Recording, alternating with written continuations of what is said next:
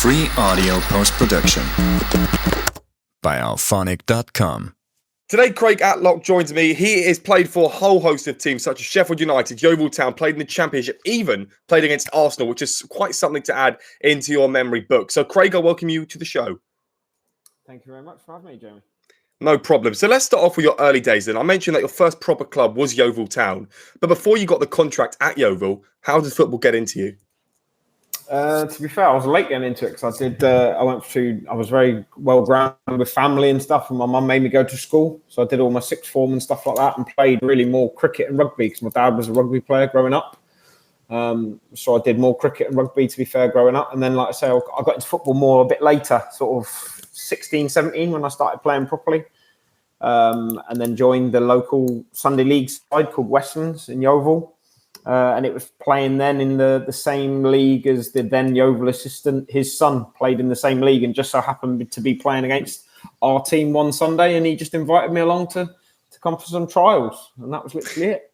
I mean, you just mentioned grassroots. I know a lot of players play there. So many. It's probably the most in England. Grassroots is so popular. But with you, obviously, later on going down and being a professional footballer, would you criticise the grassroots level where for those players that might not be seen as much, they never get the chance to go for these trials and go pro eventually?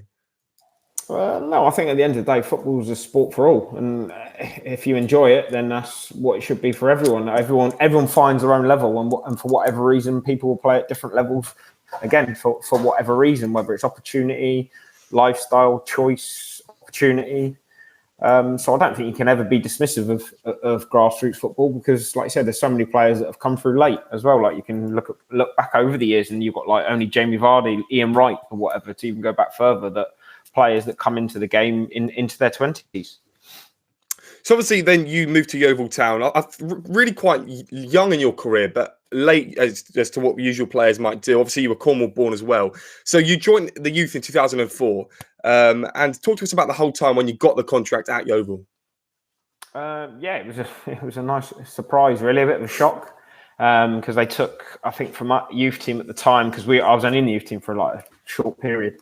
And we had, I think they only took three of us, including myself, on for the following year as first year professionals, because we didn't really have that day of like schoolboys or YTs or scholars now is what they called it. So we were fortunate that the three of us basically took on as first year pros and had all the joys of the jobs and everything else that you had to do.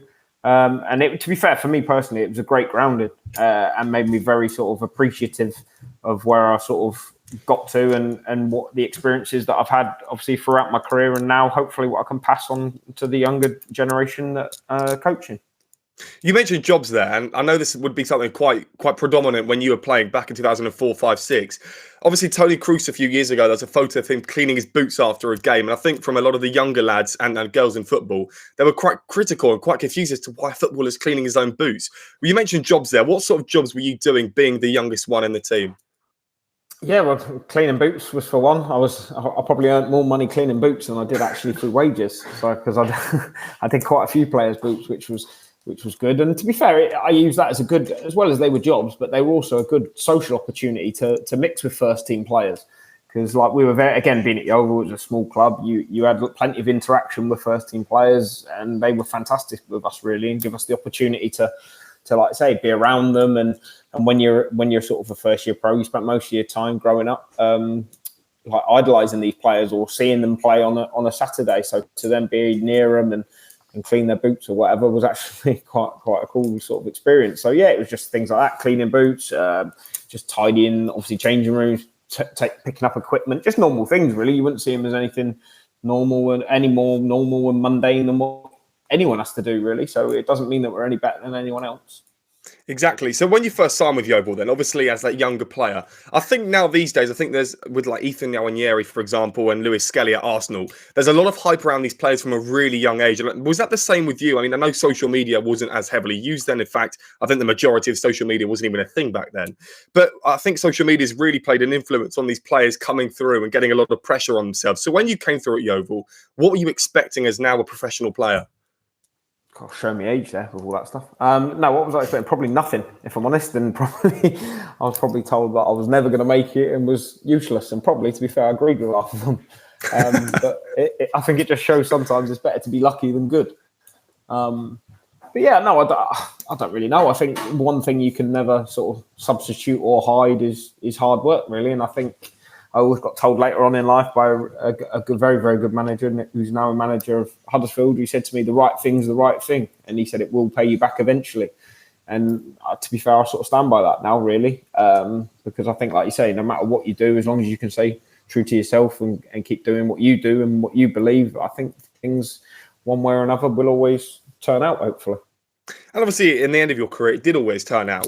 So before these all came through, you went on 3 short-term loans. The first one being to Weston-super-Mare, which is, I believe, up north, and you played 3 times for them. So how would you rate your time at Weston-super-Mare? Because I know there's been a lot of stick with them in the media recently, not with the club itself, at Weston-super-Mare as a place. Well, I'm glad you don't do geography, because it's actually down south. In some so that's obviously not your strong point. But yeah, no. Yeah, it's not. It was a good experience, to be fair. And it probably wasn't a great experience in terms of actual playing and stuff like that, but it was my first taste of real sort of men's football in that respect at any sort of decent level. And just to sort of, like you say, see where people's sort of mortgages are on the line as such, or you just see proper, like I say, proper men's football where it means something for that 3 points come a Saturday, because I think that was the first time I really sort of saw what your weekend can be dictated to by if you get that 3 points come the 90 minutes on a Saturday. That would have been a really big step up, though. You didn't really play too much heavily youth football in academies. Obviously, as you mentioned there before, it was really short, and then you kind of got put into a youth team at Weston-super-Mare. And then, obviously, Taunton Town came up next. In the same season, you went on 3 short-term loans, as I just mentioned. 5 appearances at Taunton Town. I'm not even going to try and say if they're north, south, east, or west, but how do you rate your time there? Yeah, no, well, like I say, so I went to, like you say, Weston-super-Mare was my first one in their sort of men's first team, and they were in the Conference South, I think, at that point. And then, I went to Taunton, which was the one below that. And then after that, I went to Tiverton, which again was just around about the same sort of level. But again, for me personally, they were all really good experiences, like I say, just to learn properly what men's football was, get a taste of the game and stuff like that. But for me, probably at that time, it was a bit of an eye-opener, because like I said, I wasn't used to that type of football. I was never the biggest, so I was probably quite a bit of a late developer in that respect. So I think they used it really as a way of just sort of, I suppose, hardening me and toughening me up a little bit, probably to get used to the sort of rigmarole and the pressures and demands of real men's football.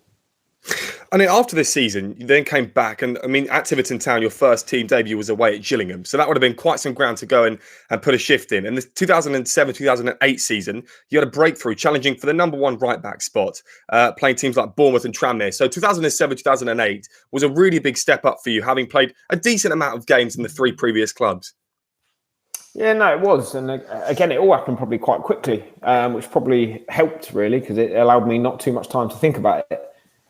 So again, it was a bit of a whirlwind. But again, nowadays that's probably a late developer, because you have people that are thrust in and playing 40, 50 games every season from the age of, like you say, you've got to look at Saka and all that now at Barcelona. This Lamine Yamal, who's obviously like at that age, have played probably 50, 60, 100 games by now. So yeah, I mean, everyone's journey is different, and for me, it was nice for a sort of little old me from Cornwall and stuff that's made the jump out of it, and then into, like you say, the big bright world of the Priestfield Stadium at Gillingham, and into the games of actually playing more week in, week out at Yeovil, which was a great experience. But when you were going through this time, obviously, you mentioned there previously at Weston-super-Mare, when mortgages are on the line, wages are to be had, and obviously wages at that level aren't as luxurious as Lamine Yamal and Saka and all these kind of guys. But in 2007-08, when you were playing against Bournemouth and Tranmere, and you were challenging to be number 1 right-back in quite a decently big club in your area and nationally as well, what was going through your mind? Were you ever nervous that you were never going to make it and maybe football wasn't the thing for you? I probably thought that every day, if I'm honest. I think because even before I got into football, it wasn't like my number 1 choice as such, in terms of, because I never really thought I'd make it at football. I planned to join the Marines and follow my dad's footsteps as who was in the Navy. So I'd always sort of, and my family was great with me, always making sure I had a plan B sort of thing. So I think I always had that to potentially fall back on, which sort of probably, especially younger in my career, sort of helped me, because I always thought, well, if this doesn't turn out, at least I've always got a backup sort of thing. So I never really saw it as what I was actually going to do long term. Whether that was me naive or what, I don't know. Probably, maybe I didn't have the quite full self-belief at that point as well. I don't know, but it was, I think it was all sort of a bit of a blur, if I'm honest, all that start of my career and stuff like that, because I genuinely felt like I was probably winging it, if I'm honest. I didn't feel like I belonged there. Like I said, never been in an academy. We were obviously at Yeovil at that point. We had players coming in like Luke Ayling from Arsenal, Luke Freeman, who had been at Arsenal. We had Lee Peltier from Liverpool at the time. So I was never good enough or fortunate enough to be around these type of players from a young age, because I was never in that environment. So, well, I mean, the following season, though, you just mentioned Lee Peltier there, obviously came from Liverpool. The following season, 2008, 2009, you became a regular starter. So even more games that season that you had due to injuries and suspensions over Lee Peltier. So you mentioned that you were probably idolising these kind of players. To now get games over him because of injuries and suspensions, you must have been on top of the world. Yeah, I think obviously that's part of your, obviously, if that's your avenue in because of someone's misfortune initially, but then you've still got to do well enough so when they come back that you can keep the place. So I was quite fortunate in that even when Peltzer got back fit, he ended up playing in a different position. So it still meant I got to stay in the same team alongside him. So that was obviously a sort of a good just reward maybe for showing the progress sort of I'd made in a short pace of time. And I think then the most pleasing thing of that was then end up being made captain of the club that I sort of come through, which was a real good privilege at such a young age of like 20. So, yeah, I think it was all good learning experiences. And like I say, I was fortunate that all the players around me at that point were really supportive.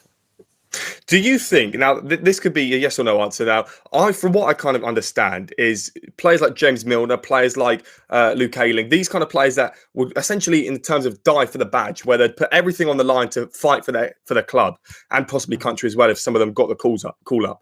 Do you feel like people are now missing that in football where we're not getting as many of these strong characters coming through in our ranks? Yeah, I think there's always a place for a player like that because I think you need football and a team is all about a great mix of people. I think if you only go back and look at the most successful teams across the years gone by, like even the great Barcelona team with Pep, you had like Puyol in there that you would argue is that of that ilk. You've got like John Terry that was of that ilk. You've got Man U and they had Vidic, Bruce, Pallister. So I think, I definitely think every successful team has definitely got that sort of steel and that type of person about them. And you could argue, is it lost or is it just being sort of maybe utilised in a slightly different way?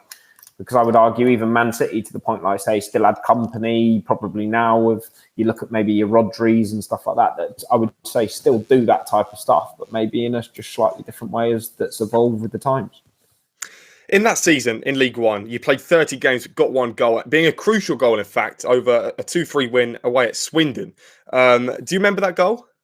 I do indeed, yeah. It was from a corner, from a header from a corner, I think. I didn't get many, I think I only had 4, so I do well to remember all 4, so that was all right. But yeah, no, I did remember it. I think it was around around Christmas time as well, so I think it was extra special around that, because I think that got us in and around sort of mid-table, even close to the playoffs, I think, at that point. So yeah, it was quite good. You were still quite young at this time, though. So to get a goal in a big division, play the likes of Leeds, Brighton, Leicester City, who at the time were struggling, I'd like to say, with Leeds having such great histories. But for you to go and score against teams like Swindon in these divisions, again, like to come through so quickly, is this a normal thing for a player to come in so quick? I don't know, if I'm honest. Like I say, maybe it was different from the area that I was from because it was, like you say, a very small area. And I think in our youth team, I think I was the only one at the time that's come through. And before me, I think it was Andy Lindegaard and Chris Will that both went on to have decent careers and really, especially, a very good career. So, yeah, I think there was probably a little bit more, I suppose, a magnifying glass on you a little bit, but that was only probably in that small area. I say in the grand scheme of things, I bet anyone else would have no idea who I was. So, well, I mean, you sort of made history though, didn't you? Because in February 2008, you went in goal after an injury to Steve Maidenhall, I think is the name. But Steve Maidenhall, yeah. Maidenhall, there we go. Yeah. Against Walsall, and you came on at 0-0, but unfortunately lost the game 2-0. Where was the backup goalkeeper in the situation? Yeah, well, Russell Slade didn't have a keeper on the bench, to be fair. We never really used to. I think it was only towards the back end of the first half he got injured. And because I used to play cricket and was a wicket keeper, and to be fair, even in training, I'd go and goal every now and again and what have you, that he sort of trusted me with it. So it was in a way, it was a big honour to sort of be told to, we'll trust you to go in. And I felt I did all right, in fairness, like some good goal kicks and stuff like that. And obviously the result was the result. But yeah, if anything, it was a really good experience and probably helped me more than I probably realised at the time. In the May of that year, you got a 2-year contract and you were made captain for the remainder of the season. So you mentioned about Lee Peltier before and these guys that you look up to. Now people are looking up to you as a captain in times where maybe you lose, maybe you draw, maybe the squad's not doing that well. They look to you at this really young age to try and turn things around. I mean, I suppose now you're young, you've got a young age, but you've got a hell load of experience. Yeah, I think all you can do to yourself in that situation is probably be authentic to yourself. Everyone can lead in different ways. And for me personally, I had a great upbringing in being underneath Terry Skiverton, who was obviously a Yeovil legend, arguably Yeovil's greatest ever player. And I was their captain, and he led in a very probably distinctive way. And then I was sort of trying to carry that baton on from him a little bit. And if I did anywhere near half as good a job as him, I was doing all right. But yeah, I think I was probably not one, especially at that time. I wasn't really one to shout and scream or anything like that. I tried to do it more just through like hard work and just show through performances on the pitch, really. And I was probably helped by the fact we had quite a young side at the time as well. We had a few experience splattered into there, but I think on the whole we had a relatively sort of young side with some really, really good loan players that come in from like Tottenham and stuff, and in Stephen Corker, John Obika, Andros Townsend and all that, Ryan Mason to name but a few, that sort of probably helped me in that respect, because then I wasn't too much older than them, which sort of helped. Well, I mean, you played 42 games, 1 goal, 3 assists in that year. And obviously, it got a few clubs looking at you, including Norwich City. You were linked to Championship side Norwich City. However, you decided to stay at Yeovil. Do you remember that time period where you would have looked in the papers and seen that Norwich were after you? Were you being contacted directly by the club? I actually didn't know anything about it, to be honest. And still to this day, I didn't really know much about it until I've been told previous by people that were at them clubs at the time, said, I tried to sign you several times, which was all stuff I had no idea about, if I'm honest. So to tell the truth, I couldn't really tell you. Well, I mean, you signed a new deal. Nice thing is, then obviously the nice thing is it's flattering to hear about these clubs sort of paying an interest in you, because hopefully it shows you're doing something right. But in terms of me having a choice or doing anything else, I generally wasn't really too aware of it and what have you. And yeah, I was just cracking on with a young kid from Somerset just playing my football. Well, that's quite surprising that you didn't hear about it. I suppose maybe, again, that's social media, that's agents coming more predominant in the game. Obviously, Yeovil offered you a deal. However, I believe that didn't go to plan, and you decided to leave in July of 2011 to sign with Peterborough United. Yeah, I think I got sold to Peterborough, actually. So it wasn't like, I think it wasn't as cut and dry as that, but it was all like amicable and stuff like that. There was no hard feelings or anything bad. Like I say, their club of Yeovil were brilliant with me, John Fry, and like I say, Skivo was the manager at the time, and they were brilliant. And yeah, but it was an opportunity. I felt like, I think it was between Cheltenham and Peterborough. I had the choice between, but Peterborough were in the Championship at the time, and obviously Darren Ferguson, and it was an opportunity I felt personally that I might never get. So yeah, I jumped at it, really. The opportunity to go and test myself and yeah, see what it was. I mean, the first season that you had in the Championship, 41 games, finished 18th on 50 points, playing centre-back and right-back. So obviously, you played right-back, I think, a bit more predominantly, but I think it's quite an even split. But to go up into another division, to then play the majority of the games in the Championship, was there a big level in difference? Well, to be fair, I actually started off playing most of my games at left-back for him. So that was sort of weird in itself as well, adapting to a completely different position at that level. But I think the level, yes, was obviously a jump and stuff in terms of, even more so just in terms of the stadiums and the pitches you were playing on. But I was also in a team that with better players again, so I was very fortunate in that. And probably, if anything, the team sort of probably masked my deficiencies. So it was all right. So I got made to look better by being in a better team. So it was good. But like you say, when you come up against certain players, obviously like at that time, Crystal Palace had like Zaha and Victor Moses and stuff like that you're playing against. And it just, if I'm honest, I just thought, look, you only get one shot at this. I didn't believe I was good enough to be at that level, but I thought I might as well make the most of the opportunity and just really relished every little game, every opportunity I was given. In this season, it's 2011-2012. You also played against Sunderland in the FA Cup. It was a 2-0 loss in the first round. Do you remember going to Sunderland or them coming to you? And obviously, it was a loss, but you're still playing against a really good team. Yeah. Well, we played a match at the Stadium of Light. Yeah, and I think it was a sort of In fact, that game probably highlighted to me how much I probably appreciated players more than what you probably did when you see him on Match of the Day or whatever, because obviously you see him and I realised obviously Seb Larsson, how good his deliveries were, but then to see him live and see how good he was in the actual game was like, wow, he's like top. So yeah, it was good for that experience in terms of actually seeing how good certain players were in the flesh to what you thought about when you saw them on TV. I remember talking to Menno Bergerton a few months ago, who's a goalkeeper for NK Maribor, and they played Fenerbahce, I believe, in the Europa League. He didn't actually play, but his other goalkeeper colleague did. And he said that when you were on the pitch, everything around the ground, like the fans and everything, is just completely cancelled out, and all you focus on is the ball. Is that the same with you, obviously, going to the stadium of like a really passionate stadium? Do you not really focus on the fans? Is that not really getting to you? Do you not really hear them? Is that kind of blocked out? No, it depends what they're shouting. I think you probably always hear something. But yeah, no, obviously you just embrace the experience for what it is. Like you say, whether it's there, like St James's Park, Ellen Road, Wembley, yes, you do take it in for what the crowd's saying, but at the same time, you're there to do a job. So you focus on what you're doing football-wise, and the other bits sort of all fall into place a little bit later. 50 points in that season. Do you remember the expectations going into that campaign, finishing 18th? I mean, for a club like Peterborough, you would say that's not a bad result in the Championship. No, well, I think, to be fair, I think it was before Christmas. We had the opportunity of being at Christmas. I think we were nearly 6th or something like that when, by the time the first round of games had played, I think we were fortunate we had beat Ipswich quite heavily. That was on Sky, one of the first games of the season. And we've done really well, to be fair. I think it was only when we started playing everyone the second time where we sort of maybe got found out a little bit and stuff like that we started to just maybe struggle. But I suppose on the whole, it was good. Like I said, we stayed up. That was the main thing. But we probably knew within the change room and with the level of players we had, we probably should have done a little bit better. The next season, in the League Cup, a 3-2 loss to Reading in the second round, but you didn't play in that game. But again, in the FA Cup, a 3-0 loss to Norwich. So a club that you didn't know were trying to sign you, but you now found out that they were trying to sign you.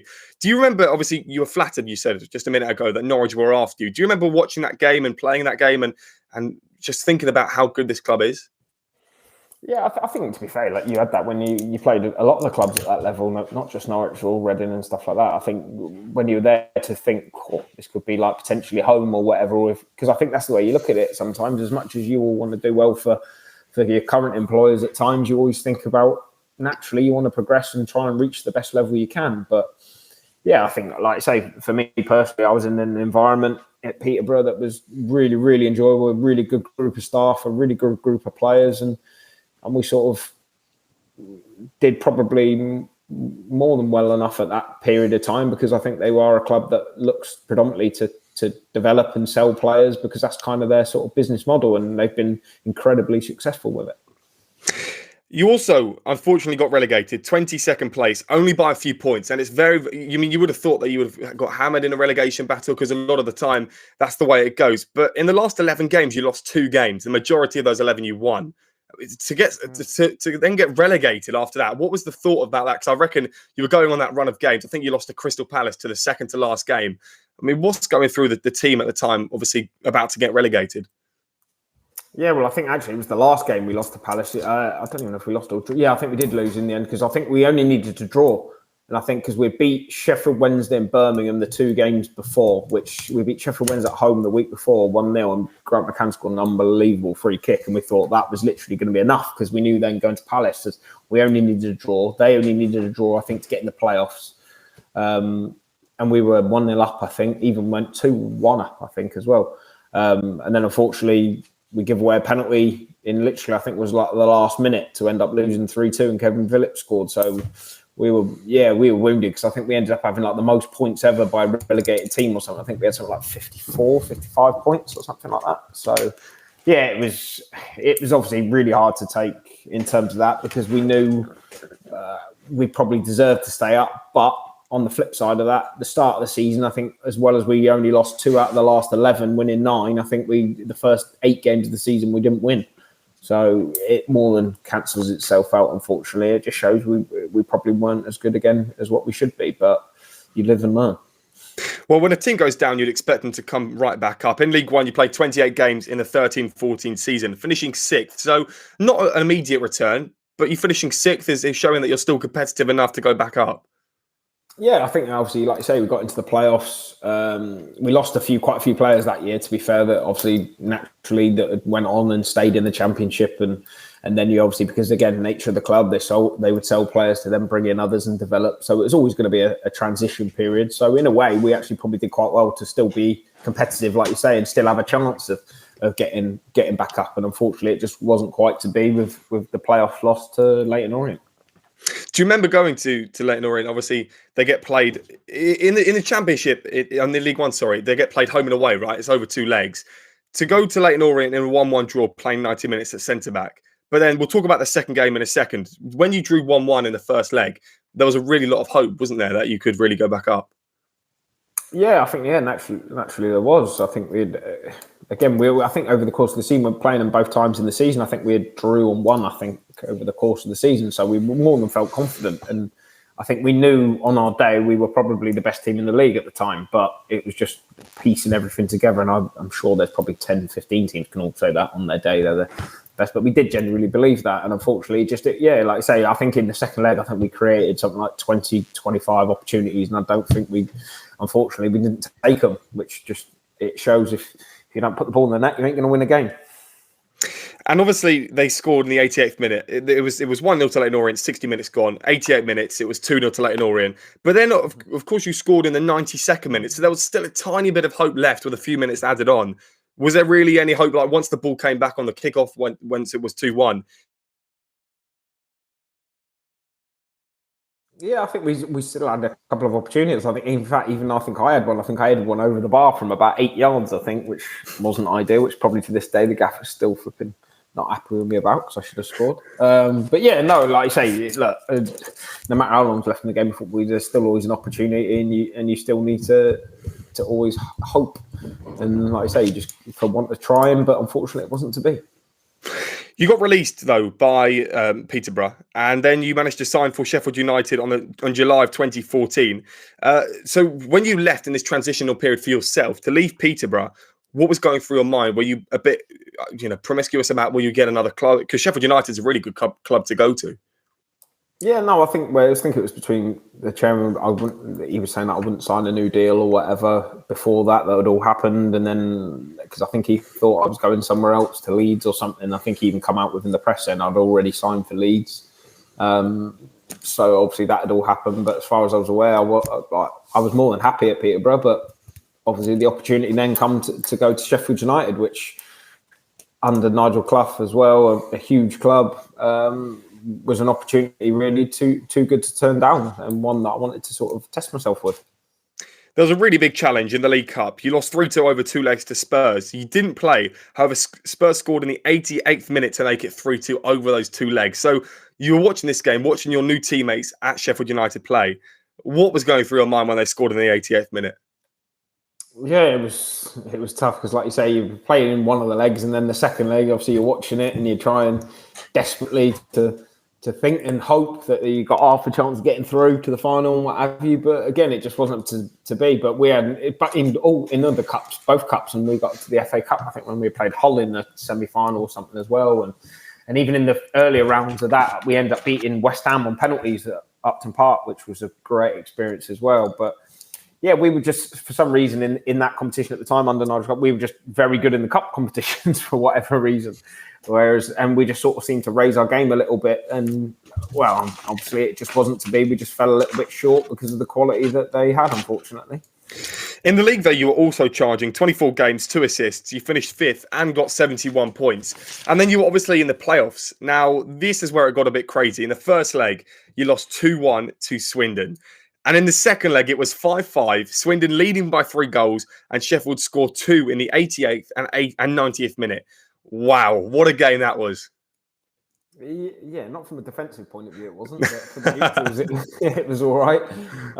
It was crazy, to be fair, really surreal, and one that could have gone either way and what have you. But again, one that we just sort of unfortunately fell short in. But yeah, it was a mad one. The whole season itself was a bit mad, really, because like you say, we probably did have the best team and the best squad in the whole division, but I think we were like second up until sort of around Christmas, and then Bristol City had a really good run from Christmas onwards, I think, and ended up sort of quite easily, I think, ran away with the league. But there were some really good teams in it. I think like you had Preston. I think them and Swindon played in the final, I think, in the end. But yeah, it was, like I say, it was just a mad experience. Even the whole season in general, just from a personal point of view, like going from, like I say, Yeovil to Peterborough to now being at a club like Sheffield, going out there at Bramall Lane every week and being around the city and all that, it was quite an incredible experience, really, to be fair. And one I'm very, very grateful to have the opportunity of, and thank you to Nigel Clough for that. You played, as I just mentioned, 24 games. However, in the following season, 2015-16, you went on a 28-day loan to Doncaster in November, and then it was made permanent on January the 7th, 2016, due to little game time. But what kind of happened within that summer then, where you played 24 games in a whole season to then leaving the club due to little game time? Well, we ended up signing John Brayford, which is unfortunately it. And obviously, things in football happen where players come in, take place. The club have paid a lot of money for him. I think my only probably consolation is the fact they ended up paying £2 million for someone to replace me. So that's probably not a bad thing, I suppose. But no, it's no obvious. That's what football is. I think I had the opportunity to go to Bristol City during that season as well. But unfortunately, because they were deemed our big rivals, I wasn't allowed to. And then things obviously went the way out. But look, things happen. Then I was fortunate enough. Then Darren Ferguson got the Doncaster job, and I was more than happy to go and repay the faith in him and go and join him, because, like I say, he was brilliant for me at Peterborough, and the opportunity to work with him again was a brilliant experience. I think obviously the only sort of negative side of it was the fact that I got to miss out a little bit of only playing under Chris Wilder for a small period of time, because then they jumped up and flew straight through the leagues after that. So, but unfortunately, that's just part of football. It is part of football. Doncaster, 27 games, 1 assist, 21st place, relegated, I believe, for the second time in your career. But now you're becoming a senior player at this point. You've now gone through so much. To get relegated with Doncaster, what are you telling the lads in the changing room? What's the manager telling you? Yeah, I mean, it was a strange one, really, because from a personal point of view, obviously I've gone in a bit later, and I actually had a really good personal perspective in terms of, like, I won Player of the Year, I think, that year, and done all right. And I mean, luckily from my perspective, I've been promoted and relegated at that point or what have you. So I suppose it was good that you could lean on the players in terms of what the relegation experience is, but also tell them now in terms of galvanising them, getting them ready for the following season in terms of what our objective was going to be to go and bounce straight back and get back up. Because I felt, like you say, because the manager brought me in with his trust and stuff, I felt I owed him one to try and get the club back. The following season, 2016-17, 27 games, 2 assists. How would you sum up your second season at Doncaster, obviously with the teams just previously getting relegated? From personal, probably frustrating. Probably, again, injuries and stuff. I didn't play as much as I would have wanted. But I felt, like I say, my role was as being a bit more experienced at that point as well, was more than just playing. It was helping the younger players and just making sure, like I said, for me, just making sure we got the club back into League One. That was the objective, and that was the brief, and thankfully we managed to achieve that. To get promoted then with a club back into League One, is the party, the celebrations, because I know we all see it on TV these days, and you've got the banners saying we're going up and all those kind of things.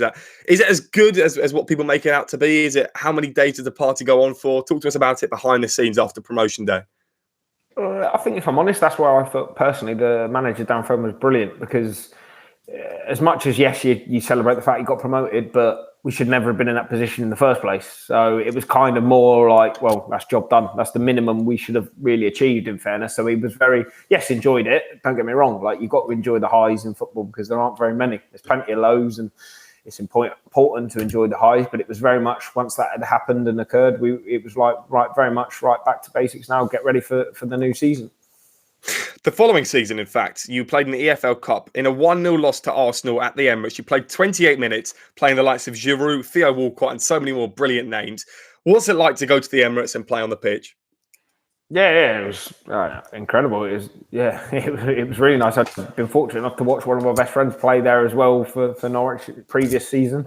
So yeah, going there to experience it was quite incredible, and I've been very, very fortunate to play at a few stadiums, like you say. So it was nice because it was very new at that period at time. I think it's quite relatively new, but like you say, just to be on the pitch with certain players that probably I couldn't even lace their boots, if I'm honest. But it was a great experience, and one that I'll never forget.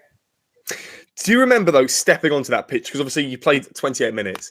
And I went there yesterday, actually, at the Emirates, and it's a very nice ground, isn't it? It's quite airy, quite big, quite spacious. It wasn't a sold-out Emirates, I have to admit. However, to play at the Emirates, a club in the Premier League, won the Premier League, playing in the Champions League, did that make it even more special when you went onto the pitch? Again, you just take it all in.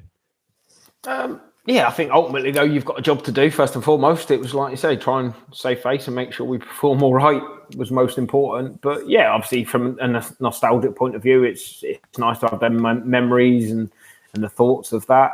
And like you say, it's an iconic sort of football club in this country. And to say you've played on the pitch, obviously, is, again, not as long as I would have liked, but to even have the opportunity is probably a lot more than what some people will get. So I'm always, like I say, very grateful for any opportunity and an experience that I was fortunate to have. You got promoted, obviously, the previous season, now into League One. You played 9 games, finishing 15th. So for a club who's just come back up, that's not a bad position to be. However, for a club in the first place that shouldn't have got relegated to come back up, that's maybe a tiny bit low as to where they want to be in terms of expectations. You played 9 games. How would you sum up the time that you were there then, obviously, in that season in the 17-18 campaign? From a footballing perspective, frustrating because, like I say, it was a lot of injuries and just and everything going on from that perspective. But in terms of being around a group of people and a group of staff, and it was one of my most enjoyable, I think, because the group there, the real togetherness, made lots of good friends there at that time, and living up north as well was really good. And yeah, it was just in that side of it. It was just a really good, like I say, from a personal experience, really good, really enjoyable one. I think we, like you say, probably from a footballing point of view, we probably flattered to deceive a little bit again because we did so much work on the training ground to try and implement certain things that maybe didn't quite happen like we would have liked. But at the same time, I suppose at least we sort of built a foundation to stay at the level, ready to hopefully have a kick on the following season. The foundations were set, but obviously your contract expired. You were then a free agent at the club. You're no longer at a club. And you moved to Cheltenham Town in the 18-19 season. That didn't probably go to plan as what you would have liked. Obviously, you ended up leaving in January. You were released. To play 8 games within those months, to go to Cheltenham Town, you were probably expecting to get a bit more game time and definitely not to be released so early on. Yeah, I think in football, again, it's obviously loads of things that happen behind the scenes and stories behind why stuff happens and all that. So, of course, from a personal point of view, like I say, leaving Donny was a choice as well with regards to sort of family and with my wife. And she's from obviously down south. So it was a bit of that. And then there was the opportunity to try and go to Luton. But unfortunately, their 2 right backs, James Justin and Jack Stacey, didn't leave Luton that summer. They were due, I think Jack Stacey was due to go, but failed a medical somewhere. I think it was at Forest or somewhere like, or maybe West Brom, and ended up not going, in which case Nathan Jones at the time told me, obviously he couldn't sign me then. So no hard feelings, completely understood. So yeah, ended up then signing for Cheltenham, who weirdly I could have signed for straight away when I left Doncaster, but unfortunately I tried to pursue the opportunity at Luton first, and because of like location with family, ended up then signing for Cheltenham. But unfortunately I probably missed the boat because then I was one of the last ones in the door, but obviously one of the first ones out when, unfortunately at the time, Nigel Atangana got injured and had a season-ending injury, which meant that they needed the money to bring in a replacement for him, who was a centre midfielder. And unfortunately, like I say, meant that would have been, I was the last one in, so I was going to be the first one out, and then fortunately ended up going back to Yeovil. So that was what sort of... Well, it did transpire like that, but obviously behind the scenes, a lot is very different to what comes out in the press. To get released as a football player at a club like Cheltenham Town, does the manager sit you down with the board members? How does that kind of go ahead? Because obviously they're basically telling you that they no longer want you at the club. Yeah, again, I think sounds probably a lot worse than what it is, because I say the manager Michael Duff was brilliant with me. To be fair, we spoke about it before. He told me everything, so it wasn't like anything was a surprise. He had already sort of spoke to Yeovil and told me all the situations with Yeovil beforehand. So as much as yes, in the name of being released, I suppose you could say it was, but I knew I was going straight to Yeovil pretty much after it. So it wasn't like it was a massive worry in terms of anything like that or anything. So personally, I've only got good things to say about Cheltenham as a club and the people that were there, because even though I was only there for a short space of time, they made a lasting impression on me because of how they were and how they dealt with me, and again, certain things that are sort of have transpired since. In February of 2019, you re-signed for the club until the end of the season. In the 18-19 campaign, so still the exact same season, 4 games, relegated into 24th place. What was the aim to go back to Yeovil? Do they need a bit more experience in the club? Do they need a permanent player to come back and do them a job? Yeah, again, it was probably an absolute madness going back there in a way, because they needed some experience and stuff. And then there was a lot of goings on with ownership and stuff like that. It was probably the right club, maybe at the wrong time, with everything that was sort of going on. And I know like a few of us were asked to stay away a little for a bit. And yeah, again, it was just a difficult time. But to be fair, at that point, for me, football was sort of already winding down as such, and I was starting to concentrate on other things outside of football. So it was just making sure that I was still giving my all to Yeovil when asked. And like I say, I did nothing but the best for them when I was there. But unfortunately, it's like anything. Football's unfortunately one of them things where it's all about opinions, and it can be very subjective. So if people's beliefs and things don't align, then you're not always going to be flavour of the month or whatever you. So it's just part of football. And like I say, no hard feelings. A lot of it's just professional pride and stuff, and it goes the way it does. I'm sure there's players that have had far, far worse experiences than me. So yeah, so it's just part of football, unfortunately, a part of life. Your last season at Yeovil was in the 1920 season. You played 17 games, finishing 4th. Did you know that this would be your last year in professional football? Because obviously you moved to Harlow Town afterwards, but obviously that's not professional status. So with Yeovil, what was the idea behind that? Did you know it would be your last season? And if so, talk to us through that last season. No, well, it was obviously because that was with COVID and all that sort of stuff, which was a bit of a madness, where the season had stopped and we ended up living in the stadium for a few months while COVID was happening, while we were in the playoffs and stuff. And then when I left Yeovil, to be fair, when I left Yeovil, I had the opportunity to go back into professional football at a League One club. But weirdly, a League One club, which was seemed mad at the time because of where I was. But for me, because at Yeovil, I'd gone from travelling where my wife had lived, and I just had a little girl. And like I said, I was in a situation there where sort of my love for football probably fell out of it a little bit. So I wasn't really prepared to give up family time and all that side of it to go into football, travelling around and stuff. And we wanted to have a settled base. So that was why I decided to sort of step away and then look to pastures new, really, and try and form a different career path. Because I'd rather get into a new career earlier rather than be sort of a journeyman, so to speak, that goes year to year to year to year and just eke out the extra years, in fairness. So that, it was probably a bit of a decision that was forced upon me to a degree, but one that I was probably glad to take as well at the same time. You mentioned about COVID. That was a very strange year for everyone, I'm sure, and obviously for players as well. You just mentioned that you lived in the stadium. Was that metaphorical, or did you actually live in the stadium? No, yeah, we actually had to live in the stadium because of like the bubble and all that sort of thing. So we had to sort of live there during the week, and then we would go home. Everywhere would get cleaned and stuff like that, and we would come back on the Monday, and everything would get tested again, and you'd be safe to go back into sort of your bubble. That was a really alienated time, though, wasn't it? But obviously, you lot are still waiting because you were in the dirt as much as everyone else was in terms of not knowing when the football would return. Obviously, you were the footballers in that position, though. So for you lot to move out, did you ever, when you look back at it now, did you ever kind of think this is a bit not normal? I mean, obviously, it's not normal, right, to go and live in a stadium, but when you look back at it now, it's just such a weird time.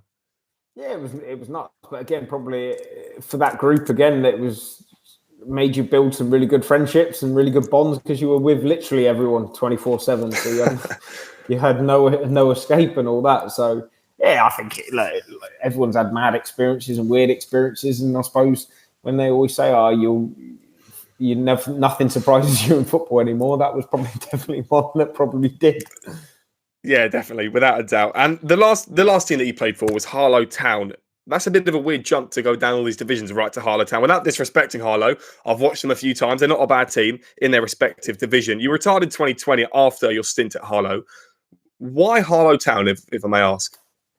Well, my agent at the time, he owns Harlow, to be fair. So it was more a case of him helping. To be fair, he was brilliant with me. I had a really good relationship with my agent, his company, all through, and still do to this day. In terms of he sort of, like I say, owns Harlow, and it was just something that he said to keep your fitness up, play part time for us, and then it was a case of like working for him and doing a little bit of coaching as well, and that was how I sort of followed on for my coaching more. That I started at Yeovil to then get into Harlow. So I was sort of working part time for Tottenham as a coach in their global football development department, and then working for Harlow as well, and playing for them to sort of add up. So that was what it was. The main reason, obviously, the travelling was quite difficult in terms of distance, but again, the environment that I was in, even doing that, was brilliant actually, and I got to learn so much about the other side of football, even though a non-league club, but just the day-to-day running of a football club and all the sort of intricacies of it, and the things you have to do, and all the actual hard work and the unbelievable work people do behind the scenes, and especially those that are 9 times out of 10 volunteers at that level. So it was a very humbling experience, if I'm honest, and I think one that's hopefully has stood me in good stead now for the rest of my life going forward. In 2022, you decided to retire. Now you're a coach. I believe you're at Luton Town. You mentioned Tottenham there as well. So what are you currently doing, and what are you looking to do in the near future in terms of management, being a coach full-time? Yeah, well, I'm fortunate, like you say, to be given the opportunity to work at Luton as a now under-18 or PDP assistant. So with Luton's under-18s and 23s, which is brilliant, really, to be fair. It's a job that I feel really, really fortunate to have and to be part of. Again, I think a lot of this probably sounds clear now, and messages coming through this whole podcast is the fact that it's all about the environment for me and the people you're with. Because again, like now, I'm working with people that are incredible to work with, so humble, hardworking, driven, and all want what's best, not only for themselves but each other. So that's a really good experience. Like I say, some really good kids, some good lads that are obviously playing now, starting their journey. And hopefully I can sort of help them with regards to guidance and through my experiences, both good and bad, to help them on theirs. And yeah, like I say, so I'm doing that, obviously full-time coaching there at Luton, and weirdly in fits and starts playing at the same level or a little bit a higher level the same level, as Harlow, now playing for Tame every now and again, Tame United. But that's all very intermittently depending if it fits around coaching for obviously Luton, because that takes priority. So now we've spoken about your whole career, spanning across the various clubs, various competitions, playing against the likes of Arsenal, being on the bench against Tottenham and all sorts like that. Of course, West Ham was mentioned as well. We always have to end it here on the podcast with the same thing every single time, which is to build you a FIFA card. Now, do you play FIFA or EAFC as it's now known? Used to, not anymore, unfortunately, because now I'm having kids and stuff like that. I don't. So hopefully people can wake up now, because they've probably been asleep for the last 48 minutes of this talk, but never mind. Well, now let's start with your pace then. Of course, you're going to have a right-back card. So what would your pace be on EAFC? Well, pre-injury, it would have been all right. I think when I was a kid, I managed to do the 100 metres, and 11.2 was my fastest at the time. So I don't know. I'd say probably, I don't know, maybe a good 85 maybe. We'll be generous to yourself. Let's be as generous as possible. What does it go up to? About 99 now, is it? Or something? 99, yeah, 99. Oh, yeah. Shooting up next. As a right back, probably not the most important thing, but with your 4 goals, it might be. Yeah, I don't know. I can't kid myself there, I don't think. I think it's very lackluster. So I don't know. I don't know what would you? I don't know. What would be average at best, probably? Average at best for shooting for a right back, for like 50, 60. Oh, go on then. Be generous. 65. 65, there we go. Passing, I mean, for a right back these days, I think it's really, really crucial. But I think for a right back, when you were playing, right backs weren't used as much in assists and things like that. No, well, I think that was the only thing I probably was all right at, in fairness, to be fair, because I thought the less time I've got the ball, the better we were. So passing must have been all right. So I'll probably say, that would be a good 80 odd, I think, just to make sure, like I say, the less time spent with me meant we were doing well as a team. Dribbling up next. Again, probably not the most important attribute for a right back. No, as long as it didn't have the ball, just running without it, dribbling, I was good, but not with it, yeah. So probably get 65 again for that as well. 65. 2 more left. Defending as a right back, probably up there. Yeah, defending, to be fair, defending was the one thing I enjoyed doing, I think, especially one-on-one defending and stuff like that. So, yeah, go on, whatever you feel like it's around there, I don't know. It's up to you. No, it's your FIFA card. Oh, I don't know. Well, if it was mine, I was going to be silly. I'd go all 90s, wouldn't you? But no, we'll go 80. We'll go 85 again. We'll just keep it simple. And last but not least, physicality. Oh, flipping heck, about 20. So I'm flipping, 20 physicality? I don't know. I was more aggressive than physical, really, to be fair. I wasn't the biggest, but I don't know. You probably go, there you are, 65 again. We'll keep it really consistent. Either 85 or 65, I think I've been. Well, I'm sure that card will be either 85 or 65. Craig, what an absolute pleasure it's been talking about your whole career at Peterborough, Sheffield, Doncaster, so many more. And of course, we built you a probably quite famous FIFA card as well. So, Craig, it's been an absolute pleasure. Thank you very much for joining me. No, Jamie, I'm sorry to bore you and waste 50 minutes of your life. So I'm sorry. No. No, it's been nice to meet you, and thank you for having me on. Pleasure. No problem. Cheers, Craig. Take care. Free audio post-production by alphonic.com.